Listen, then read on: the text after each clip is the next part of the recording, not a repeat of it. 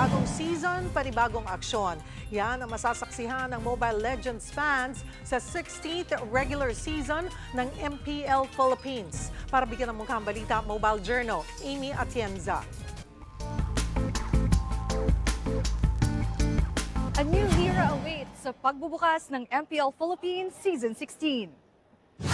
Panibagong manlalaro at panibagong aksyon ang aabangan ng mga Mobile Legends Bang Bang fans. Sa pagbabalik ng torneo, kikilalanin ng Pilipinas kung sino nga ba ang dalawang koponan na sasabak sa inaabangang M7 World Championships na gaganapin sa Jakarta, Indonesia. Hopeful ang binansagang face of MLBB na makuha ng Team Liquid Philippines ang back-to-back championship titles. Mina-expect ko season 16, di naman siya totally dominating pero at least makakwalify kami sa M7 kasi yung pinagol ko ngayon eh. Pero gusto ko pa rin mag-champion syempre.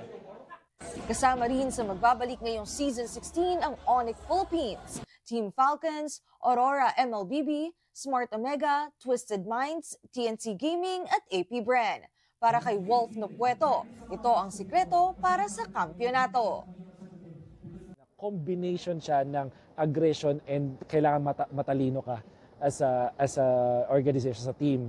So that makes it for a very exciting season kasi kailangan matalino yung mga players at the same time aggressive sila. Excited din ang main host ng MPL Philippines Season 16 na si Hans Galleria.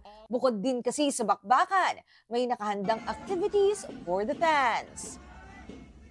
Malaking responsibility to for me kasi knowing na yung mga hosts that have been before me, di ba, sila Ate Mara, I would say that I would still continue to look up to them even though I'm already where they were before.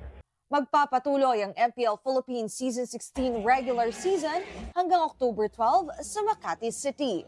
Mobile journalist Amy Atienza po, hatid ang mukha ng balita.